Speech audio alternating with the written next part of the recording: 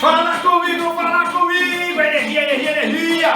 Meu nome é Fernando Mota, professor de Química Pura. E hoje vamos falar sobre usina nuclear. Vamos ver como que funciona a usina. Mas antes disso, veremos fusão nuclear e a fissão nuclear. Mas antes de tudo isso, dê o seu like, se inscreva no canal, acione o sininho e toca a vinheta, papai! Curso de Química com o professor Fernando Mota. É Química Pura! Vambora, galerinha! Chegamos na nossa última aula sobre radioatividade. E na aula de hoje vamos falar de várias coisas. Fusão nuclear, fissão nuclear. Vamos ver como que funciona uma usina nuclear. Vamos falar sobre lixo nuclear. Vamos falar de várias coisas. Mas vamos aí, ó. Ativa o cérebro. Olha só. Galera, veja bem.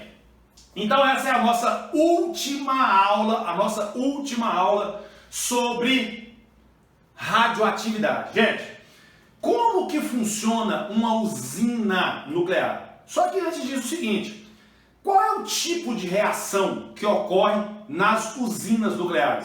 É uma reação de fusão ou é uma reação de fissão nuclear? Gente, primeira coisa, todas as reações nucleares emitem uma barbaridade de energia. A quantidade de energia que é liberada numa reação nuclear, ela é altíssima.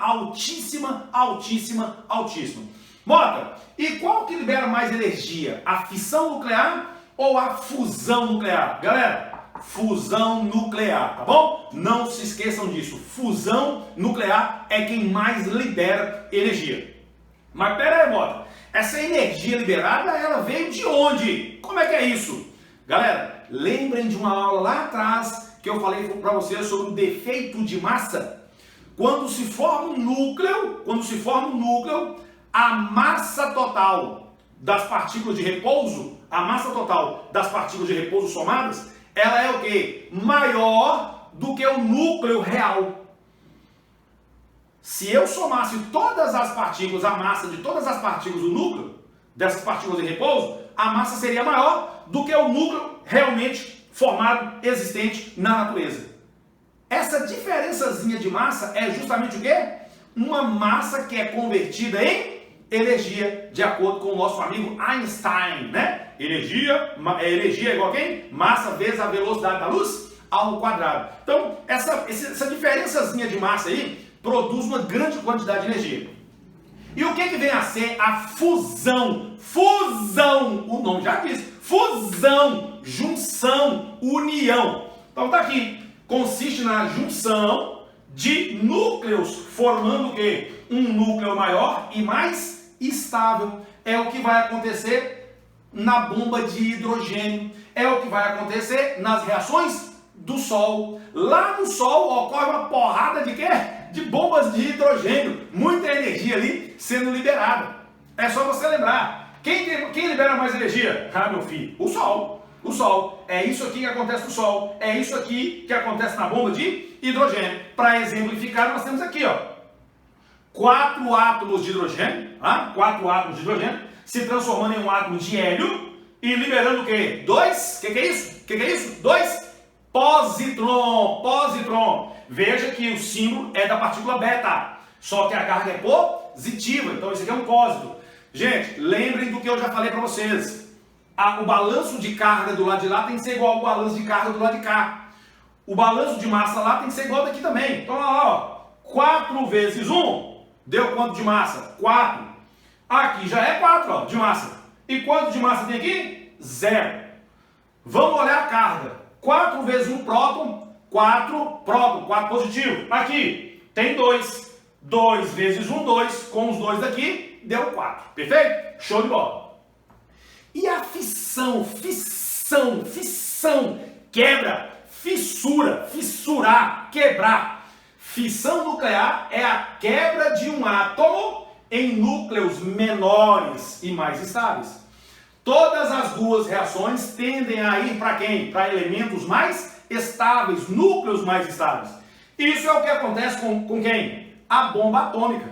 Bomba atômica é uma fissão nuclear. Os reatores nucleares, lá nas usinas nucleares, ocorre que uma fissão, né? Fissão nuclear. Então, por exemplo, essa é uma das equações típicas aí para representar uma fissão nuclear. No caso aí, usando o urânio. Essas reações podem ser com urânio, pode ser com plutônio, tá bom? Então aqui, ó, o urânio, ele é bombardeado por um nêutron, quebra esse urânio, se transformando em quê?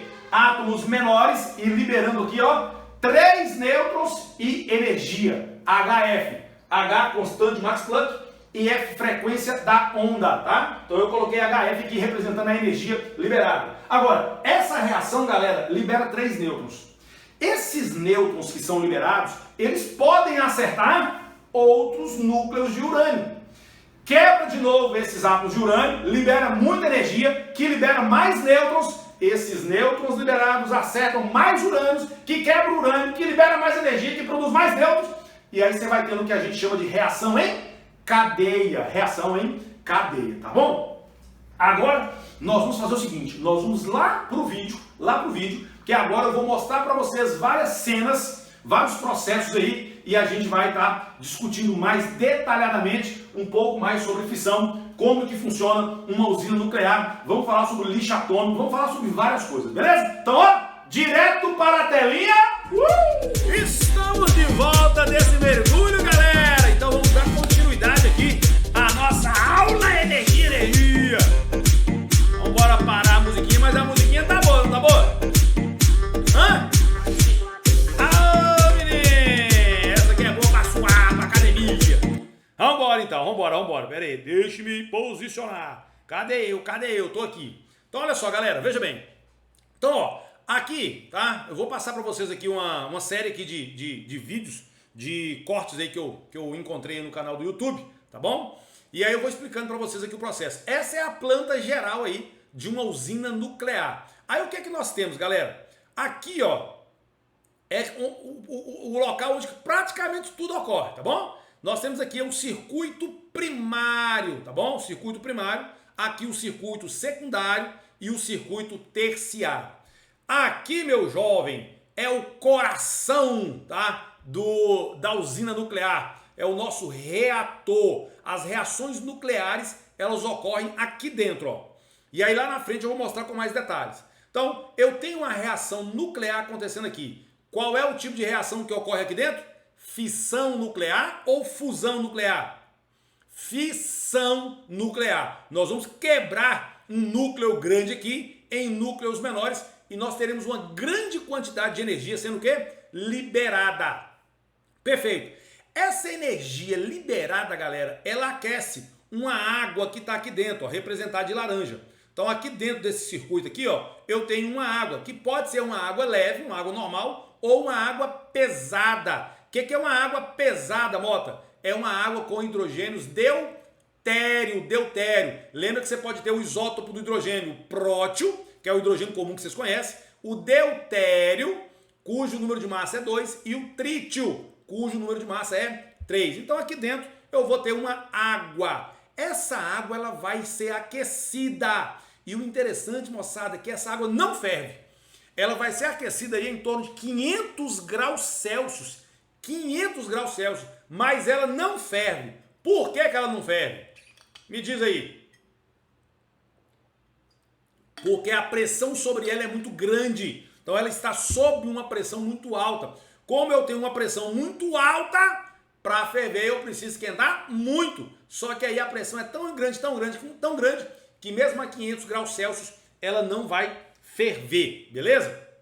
Ok. Aí o que vai acontecer? Essa água aqui dentro que está quente pra caramba, vai passar por dentro de uma outra água. Essa tubulação aqui azul, ó.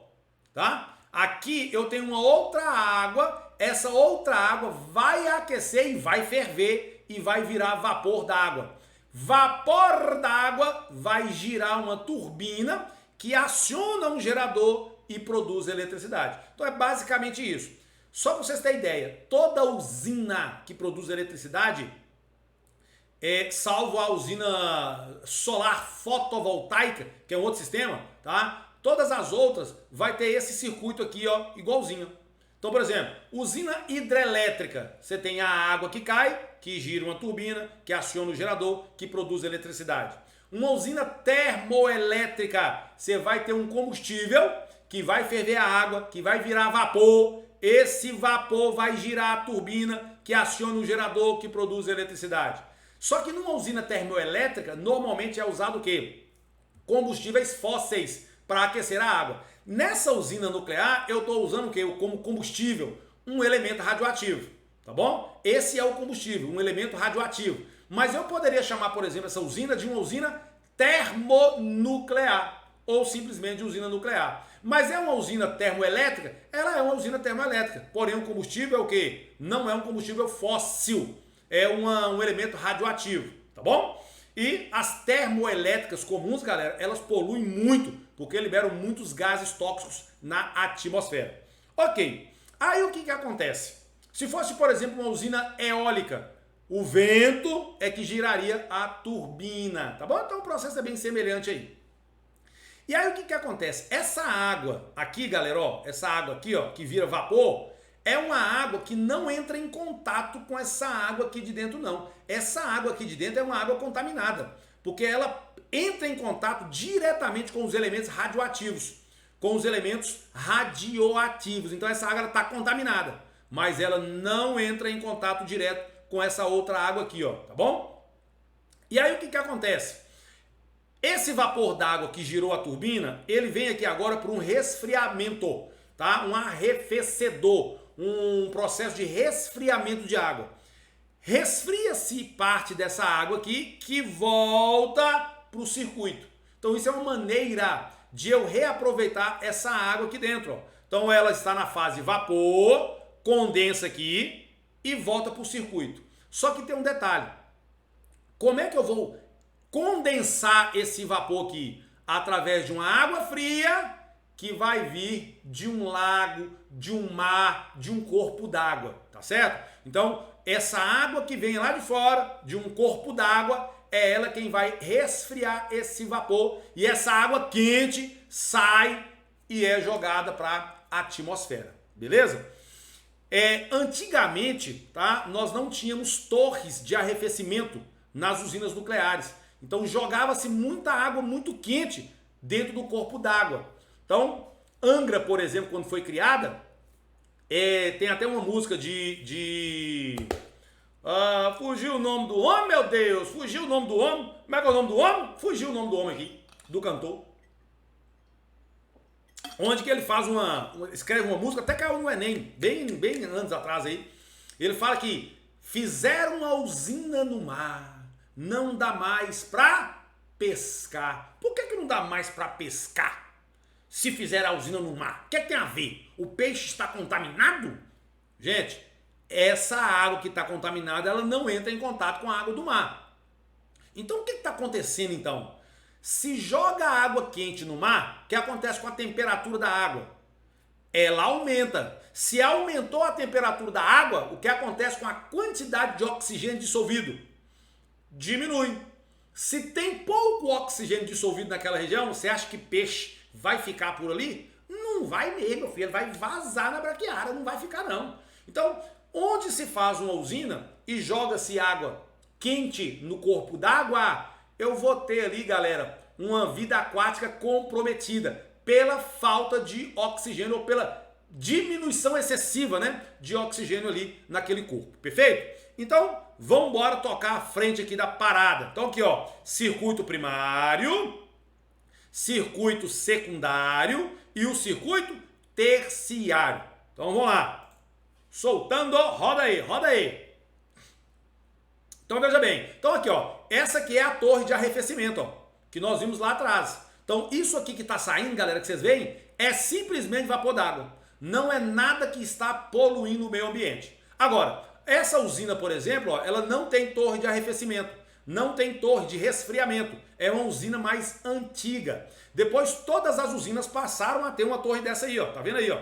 Ó o vaporzão d'água saindo aí, ó. Beleza? Na torre. Então entra a água no circuito terciário, resfria aquele vapor d'água que volta para o circuito e sai o vapor subindo aí por essas torres, tá bom? Então isso aí tudo é vapor d'água. O Enem pode cobrar algo sobre isso, tá? Isso aqui não é nenhum gás tóxico, tá? Nada disso. Então é simplesmente vapor d'água. Então agora a gente vai entrar bem no coração aqui do reator. Então aqui, galera, é onde a reação nuclear acontece. Então nós temos aqui algumas barras de combustível, onde contém aqui o urânio, tá? Ou pode ser plutônio. E aqui umas barras de controle. Então olha lá. Então tá aí as barras contendo urânio, tá? Aqui dentro eu tenho água, como eu mostrei para vocês. Beleza? Elemento combustível, tá? Que é o urânio. Então você tem aí umas barras contendo o quê? Contendo um elemento fissionável. Galera, o núcleo que é utilizado ali dentro tem que ser um núcleo que seja o quê? Fissionável, que seja fácil de ser quebrado quando a gente for o quê? Mandar um nêutron na cara dele para ele poder quebrar. Então, esse núcleo aqui, ele tem que ser fácil de ser quebrado. Normalmente ele é usado o quê? Urânio 235. Gente, eu tenho vários isótopos do urânio, Urânio 235, 238, 236, 237. Só que o mais fácil de ser quebrado é justamente o urânio 235. Por que, Motinha, ele é mais fácil de ser quebrado? Porque ele é mais instável devido à existência de menos nêutrons. Esse cara aqui tem menos nêutrons. E aí, um brasileiro, né, uma equipe de brasileiros, criou uma tecnologia para enriquecer esse urânio aí que é mais difícil, que é a ultracentrifugação, ou simplesmente chamar de centrifugação, que é um processo de separação de mistura. Então, veja bem, numa centrifugação, matéria que nós já falamos lá atrás. Opa, olha o celular atrapalhando, olha o celular atrapalhando. Sossega, bichinha. Veja bem, já caiu na prova do Enem e outros vestibulares aí esse processo de enriquecimento do urânio. O que é isso? Você tem vários tipos de urânio ali, com densidades diferentes. Tá? Com densidades diferentes. Num processo de centrifugação, o que vai acontecer? Nós vamos o quê? Retirar os componentes mais densos e vamos ficar com os componentes menos densos, que diz respeito ao urânio mais físsil, que é o urânio 235. Então, esse processo é um processo de enriquecimento do urânio. O que é enriquecimento do urânio, Motinha? É simplesmente eu aumentar a concentração do urânio físsil, que é o 235, numa amostra de urânio. Qual é o processo que é utilizado para isso? Ultracentrifugação, ou simplesmente centrifugação. Processo baseado nas diferenças de densidade. E foi nós, brasileiros, que criou essa parada. Então tá massa. Então veja bem, então aqui dentro eu tenho os elementos, os combustíveis, né? Os elementos radioativos. Perfeito. Então olha lá. Aí o que vai acontecer? Nós vamos bombardear, tá? Nós vamos bombardear essas varetas de urânio aqui com nêutrons, tá? Agora tem um detalhe. Esse nêutron, quando bombardeia um urânio, o que vai acontecer? Quebra-se os átomos de urânio em núcleos menores, mas acontece o quê? Liberação de mais nêutrons. Esses nêutrons liberados vão bombardeando mais átomos de urânio e aí a gente tem uma reação em cadeia. Só que tem um detalhe. A bomba atômica também é feita assim. Olha lá. Reações em cadeia. Só que aqui, meu querido, eu tenho que controlar essa reação em cadeia. Porque senão eu vou ter o quê? Uma grande quantidade de energia liberada. E aí eu passo até agora uma bomba atômica. Então eu preciso controlar essas colisões para que eu não tenha uma bomba atômica ali sendo criada no reator. E Mota, como que eu vou controlar essas reações aqui em cadeia? Tá? Como que eu vou controlar? Já eu vou falar, mas está mostrando aí o seguinte. A energia, eu já até comentei, a energia que é produzida, tá? Nesses processos aí de reações nucleares é devido a uma conversão de uma massa em energia que o nosso coleguinha aí, o Einstein, né, já havia demonstrado para nós aí no passado. A carinha do bichinho aí, ó. Oh, meu Deus. Então veja só, como que a gente vai controlar essa parada? Através das barras de controle, que são essas varetas aqui, ó, tá? São varetas de controle. Então veja bem, colisões acontecendo, mais nêutrons vão sendo formados, né? Reação em cadeia vai se processando.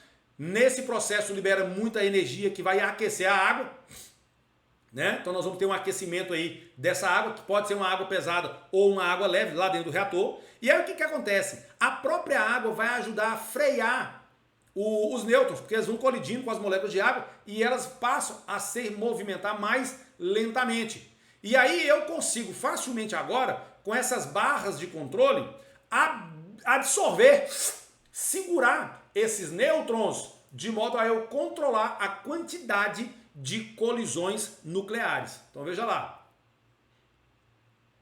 Então reações vão acontecendo, aí essas varetas de controle, né, ou barras de controle, elas vão segurar esses nêutrons aí. E aí essas varetas de controle, galera, elas sobem e descem, tá? Então quando eu preciso segurar mais nêutrons, eu desço a vareta e essas varetas vão puxar esses nêutrons para si.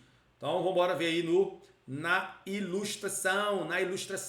Então várias reações acontecendo, várias colisões acontecendo. E aí, quando é necessário utilizar essas barras de controle, ela vai descer, tá aí, ó, e vai o quê? Segurar esses nêutrons, evitando a sequência das reações de fissão. Então o processo ali, ele é bem controlado, tá bom? Perfeito. São barras de bóron e cádmio, né? Top. Vambora, e segue o videozinho, vambora andando. Então tá mostrando aí novamente, né? Essas barras aí de controle, absorvendo aí esses nêutrons. E aí sobe a barra e as reações continuam a se processar. Perfeito. Então agora olha só. Como eu tenho aqui uma água sendo circulada, né? Essa água está sendo circulada aqui, ó, nesse circuito primário. Essa água está muito quente, muito quente. Ela entra dentro do circuito secundário, que vai aquecer uma outra água, e essa água sim, ela ferve, produzindo vapor d'água que vai girar a turbina. Então vai lá. Tá aqui então o vapor d'água girando aí a turbina. Beleza. Isso aqui, galera, é o que nós chamamos de trocador de calor. Eu tenho aqui, portanto, um trocador de calor, tá? Então, a água quente transfere calor para a água mais fria, que vira vapor, que ferve. Gerou aqui a turbina, aciona o gerador, que vai produzir eletricidade. E aí o que acontece? Esse vapor aqui ele vai ser resfriado.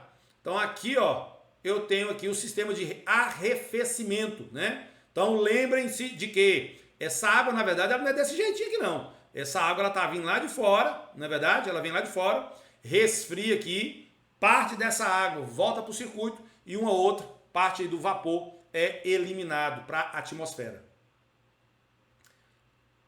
Perfeito, então tá aí, ó. Olha só que imagem, galera. Isso aqui, pelo amor de Jeová, galera, isso é só vapor d'água, tá? Não tem poluição nenhuma. Para vocês terem ideia, gente, a usina nuclear, em se tratando de produção de eletricidade, é a usina que menos polui.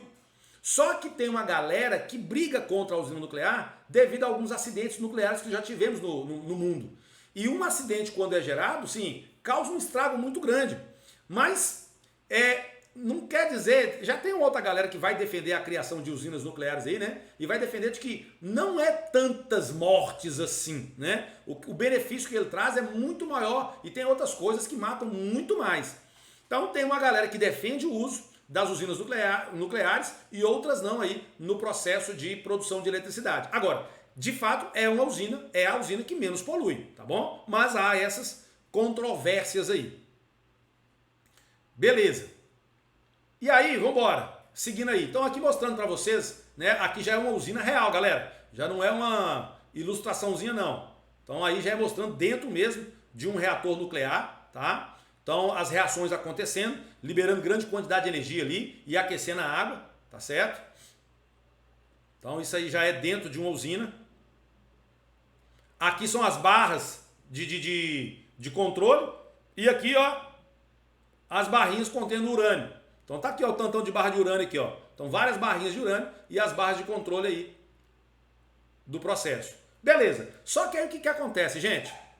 Nós vamos ter um problema muito grande aí, que é a questão dos acidentes que nós já tivemos, né? Os elementos radioativos, eles são muito perigosos, muito perigosos. Relembrando a vocês que uma radiação, ela pode o quê? Alterar o código genético e isso propagar para os seus descendentes.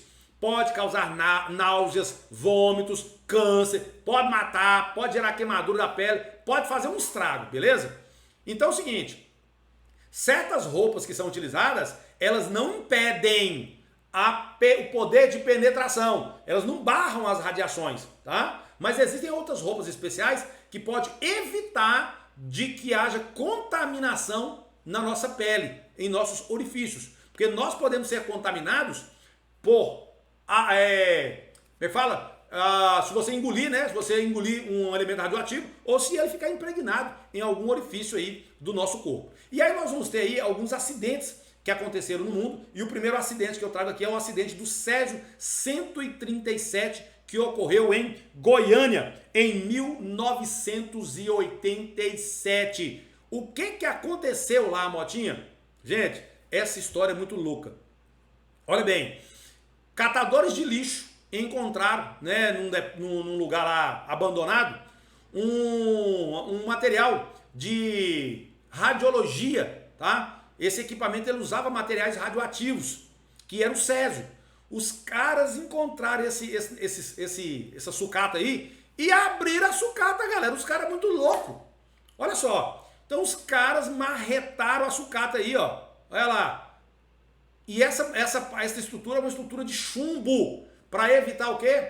A contaminação, para evitar com que as radiações, né, saiam e também para evitar com que a substância radioativa também saia de dentro do cilindro.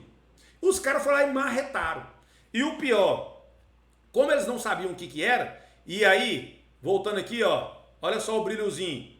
Olha só o brilhozinho, quer ver? Esses elementos radioativos, galera, eles vão gerar ao contador de Geiger-Müller, ou Geis-Müller, esses elementos, eles liberam uma energia tal que eles podem provocar, olha lá, ó, bem brilhoso, linha. Eles podem liberar energia e provocar uma luminescência em outro material. Lembra do modelo de Bohr? Energia é liberada, o elétron de um material absorve essa energia, salta para um nível estéreo, quando volta, devolve uma luz, que pode ser uma luz visível. E o cloreto de césio, que era um salzinho, ele brilhava, porque devido ao processo aí de luminescência.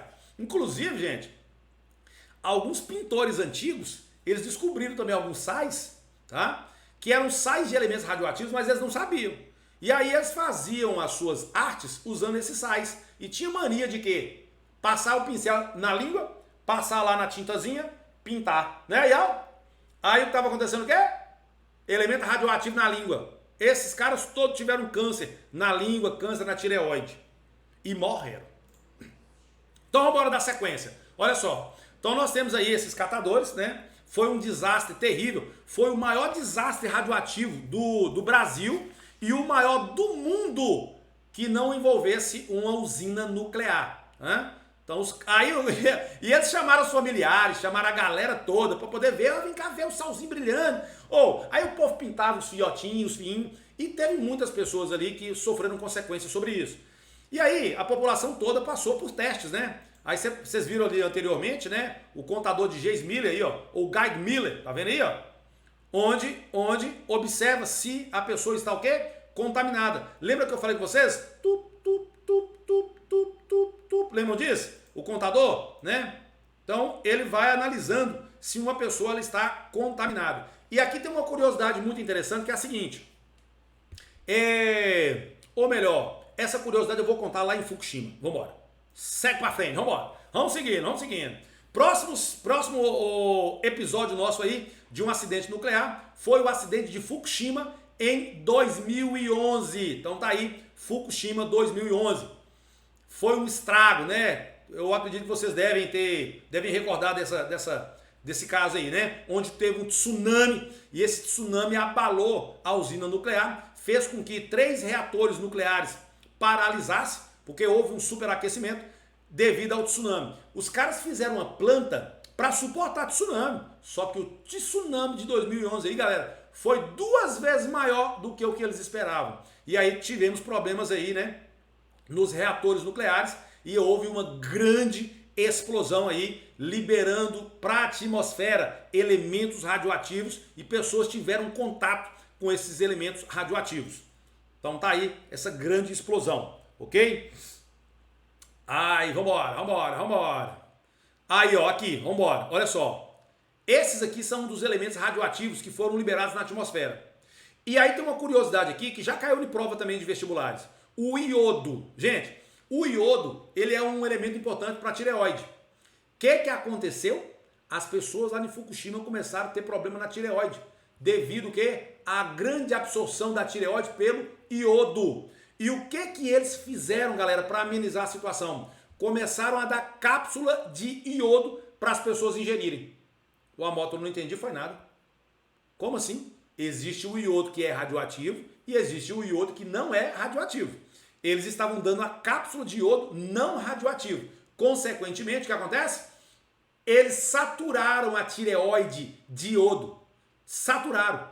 A tireoide parou de absorver iodo, porque já estava saturada. E aí eles não absorveram esse iodo radioativo. Olha que interessante. Então já caiu isso de prova, tá?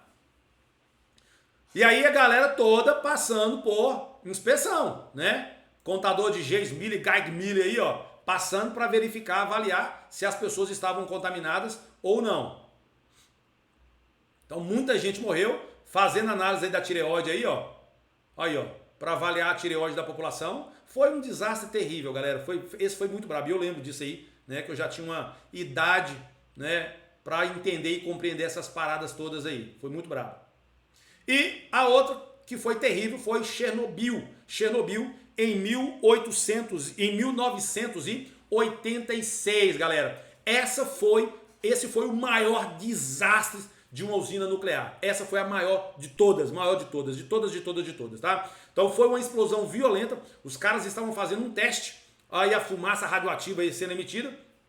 Só para vocês terem ideia, gente. Aí estavam fazendo um teste. Houve um superaquecimento do reator e explodiu. 1 tonelada de urânio, galera, foi emitido na atmosfera. Foi um trem de doido. Loucura, tá? E aí, assim, os caras, quando aconteceu a explosão, os caras foram apagar o fogo. Foram trabalhar. E morreram todos, coitados, né? Porque as radiações ali, alfa, beta, gama, o tal, pipocando. Então, galera sofreu queimadura, tá? Existem filmes falando de Chernobyl, existe filme falando de Fukushima, tá? Que é muito interessante. Só para vocês terem ideia, a quantidade de partículas radioativas que foram emitidas lá em Chernobyl foi mais ou menos o quê? 400 vezes maior do que as partículas emitidas quando foi estourada a bomba atômica em Hiroshima. Então, só para vocês terem ideia aí do arraso. Beleza. Então, nós temos aí, né, a citação de alguns desses desastres aí, né, de usinas nucleares, e inclusive aí a questão lá de Goiânia. E aí o que acontece? Esses elementos radioativos, eles são usados em várias áreas, usados na medicina, na agricultura, na engenharia civil, né? E o que fazer? Aí, ó, tem um aluno participativo aqui, ó. O aluno mais participativo é esse aqui, fica quieto. E aí é o seguinte, o que faz com o lixo atômico? O que faz com esse lixo nuclear? Onde é que nós vamos colocar esse lixo? E aí, vocês já devem ter visto vários latões desse aqui, ó, em alguns filmes, não sei, né, ou até mesmo desenhos animados, que são estruturas onde se guarda esse lixo atômico. Porque o que acontece? Você tem lá a usina, está sendo usado urânio, tá? Qual é o tempo de vida do urânio? Qual é o tempo de vida do plutônio? Período de meia-vida do plutônio de 24 mil anos. Olha que loucura. Para que metade da massa desintegre, 24 mil anos. Então é tempo pra caramba. Então esses elementos, eles estão ali, ó, emitindo radiações. E aí o seguinte, só não vai prejudicar o homem quando essa quantidade de massa for tão pequena, cujas radiações emitidas não são tão fraquinhas que não é prejudicial mais ao homem. Só para você ter ideia, é usado, por exemplo, na medicina alguns traçadores, né, marcadores para alguns exames, para determinar a fisiologia de certos tecidos ou órgãos, né? E normalmente se usa, por exemplo, o iodo radioativo. O paciente recebe esse iodo radioativo, então ele está aqui, ele está ali o quê? Contaminado. Só que ele recebe uma dosagem muito pequena. Mas mesmo uma dosagem muito pequena, tem pacientes que sofrem danos. Sente vômito, passa mal, enjoo. E aí esses caras, esses pacientes, eles têm que ir para uma cabine de isolamento para dar tempo de decair, porque o período de meia-vida é curto, tempo de decair esse iodo radioativo aí, para que ele possa sair e não prejudicar outras pessoas. Né? Então é uma coisa de doido. Olha só o tempo de meia-vida do urânio, gente. 703,8 milhões de anos. Como é que faz com um lixo desse aí? Porque é o seguinte, você tem as varetas de urânio lá nos reatores. Olha aí, ó, as partículas de urânio. Chega num ponto que não vai utilizar mais essas partículas. E outra, na quebra dessas partículas aí, desses urânios, produz outros elementos que são radioativos. E aí, nós vamos guardar esse troço onde? Então vai vendo, olha lá. Então você tem aí, né, demonstrando aí a ruptura aí do urânio. Vai nessa ruptura aí desses elementos, vários elementos radioativos são liberados, césio, bário, criptônio, iodo e estrôncio, elementos. Lembrem que eu tenho os elementos que são radioativos e os que não são. Eu tenho césio não radioativo, bário não radioativo, criptônio, iodo, estrôncio não radioativo? Tenho, mas eu também tenho os radioativos. O problema são os radioativos, os que emitem radiações, que pode ser alfa, beta ou raios gama, não é verdade? Então tá aí, ó. Já desgastou, não dá para usar mais, e aí? Vou fazer o que com esse trambolho? Vou fazer o que com essas varetas? Então vamos embora ver o que acontece. Vamos guardar esse negócio, tá? Em tanques, isso aqui é um tanque de água, dentro da própria usina, é colocado esses elementos em containers de concreto e aço, então, de modo que lá dentro as reações continuam acontecendo, mas elas não vão passar, porque elas estão o quê? Protegidas com uma certa espessura de concreto e aço para barrar essas radiações. Então tá aí, ó. E fica aí dentro da usina, galera, por vários anos. 20 a 40 anos ali dentro. Depois eles vão para um outro setor. Aí, ó, já é um outro setor onde vai ficar estocado também aí esses elementos radioativos. E é claro, os caras estão sempre vistoriando, né? Sempre passando o contador ali, ó, para poder avaliar se está tendo radiação ou não. Uma outra maneira de estocar também é esse jeito aí, ó.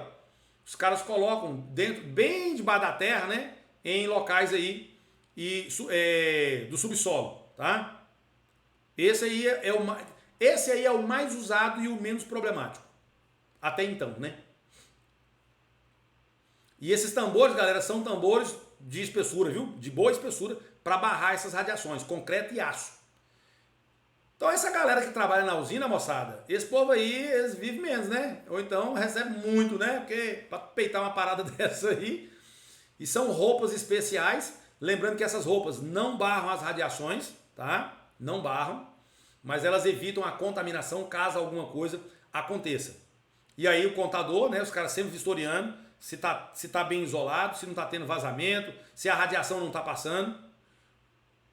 Existem os tambores amarelos e os verdes, os mais usados são os amarelos, perfeito? Bom, e aí o seguinte, uma outra tentativa que os caras tiveram foi o quê? Pegar essa galera toda de lixo radioativo e jogar dentro do mar.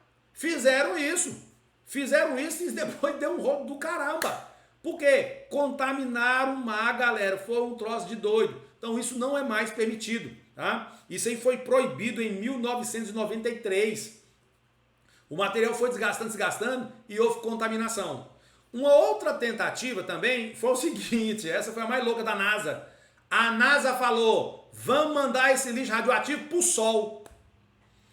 Aí eles fizeram várias pesquisas e falaram, vamos mandar pro sol esse negócio aí. A cara tá resolvido. Pronto, o que aconteceu?